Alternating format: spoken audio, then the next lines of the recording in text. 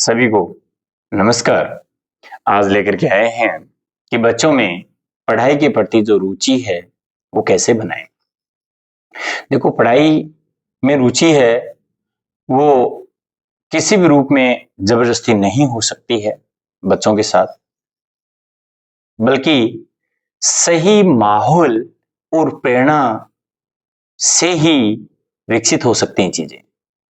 निश्चित है, मैंने पिछले वीडियो में भी बताया है, और इन दोनों के लिए ही माता पिता और शिक्षक यानी टीचर हैं वो महत्वपूर्ण भूमिका निभाते हैं। कुछ छोटी छोटी चीजें होती हैं जिसको लेकर के बच्चे हैं वो प्रेरणा स्रोत मानते हैं और उन्हीं के अनुसार बच्चे हैं वो ढल जाते हैं। जैसे कि सबसे पहले यदि बात करें तो पढ़ाई को रोचक बनाएं। टीचर से मैं यही निवेदन करता हूं, हमेशा मैं मेरे टीचर्स को भी यही कहता हूं कि आप क्लास में यदि जाते हो तो सबसे पहले आप जिस क्लास में जा रहे हो उस क्लास में चाहे 5 बच्चे हों चाहे 50 बच्चे हों, सब्जेक्ट टीचर को उन सभी क्लास में बैठने वाले सभी बच्चों के नाम याद होने जरूरी है।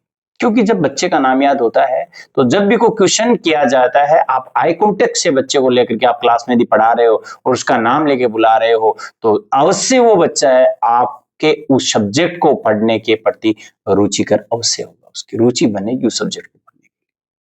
और मैं पेरेंट्स से भी ये कहता हूं कि जो भी उनको दिया जाता है उनको छोटी छोटी मात्रा में दिया जाए, पूरा चैप्टर नहीं दे, घर पे चाहे रिवीजन करने को लिए दिया जाए, टीचर क्लास में स्कूल में दे, छोटे छोटे दिया जाए और हमेशा सकारात्मक माहौल दे बच्चों को। ये नहीं कि आपसे नहीं होगा, ये आप नहीं कर सकते, आप अवश्य करेगा बच्चा, आप माहौल सकारात्मक दे।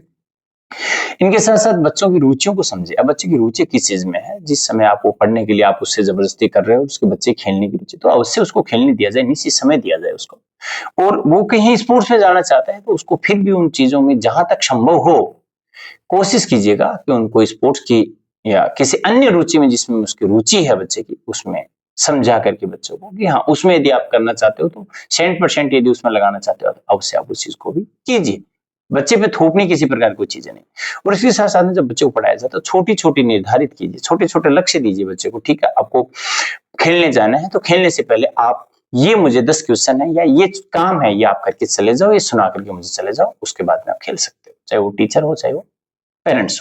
और एक सबसे बड़ी समस्या क्या है आज के समय में, देखो कंपटीशन का समय है तो अपन क्या करते हैं, जाने अनजाने में बच्चों से कंपटीशन की बातें कर लेते हैं, यानी एक दूसरे बच्चों से तुलना कर देते हैं। वो तिवारी जी का बच्चा ऐसे है, वो शर्मा जी की बच्ची ऐसे है, वो मोहन जी का भतीजा ऐसे है, उनके चाचा के उनका जो भतीजा है उनके ये हुआ है, उनकी चाचा की बेटी है, उनकी पोती है, उनके ये नंबर आए हैं, उन्होंने वहां सिलेक्शन हुआ, तेरा कुछ नहीं हुआ, तेरे साथ के तेरे साथ के।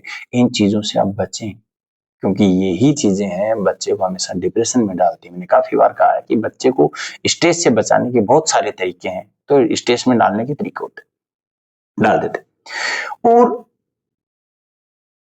बच्चों को पढ़ने के लिए नियमित एक दिनचर्या बनाइए, निश्चित टाइम टेबल बनाइए बच्चों के लिए। ऐसा नहीं आज नहीं करेंगे कल कर लेंगे, कल नहीं परसों कर लेंगे। इसके साथ साथ जब भी कोई बच्चा अच्छा काम करता है तो उनको प्रोत्साहन दें, यानी प्रशंसा करें। मैं टीचर से भी निवेदन करता हूं कि भाई आप जब भी कोई बच्चा अच्छा काम करते हैं तो बिल्कुल उसका उदाहरण बनाइए, क्लास में बताइए। अगर आपके दिन में एक उदाहरण से एक बच्चा भी सकारात्मक दृष्टिकोण अपना करके रुचि पैदा करता है तो सोचो आप पूरी साल में 300 बच्चों में सकारात्मक दृष्टिकोण पैदा कर दोगे। 365 दिन होते हैं तो 65 दिन छुट्टियों में जाने दो, फिर भी 300 दिन आप कर दोगे बच्चों।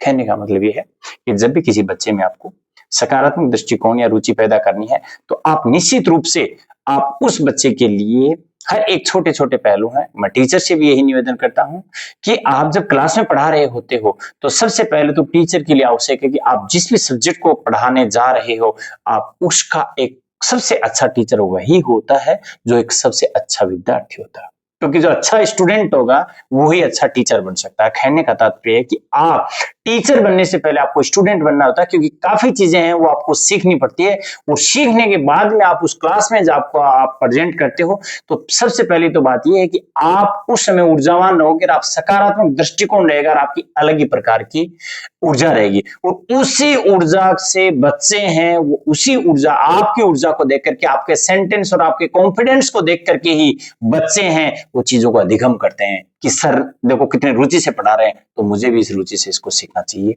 अच्छा चलो, मैं होप करता हूं, आशा करता हूं कि ये वीडियो आपको पसंद आएगा। पसंद आए तो लाइक शेयर और सब्सक्राइब कीजिए और मिलते हैं अगले वीडियो में। अच्छा, जय हिंद, जय भारत।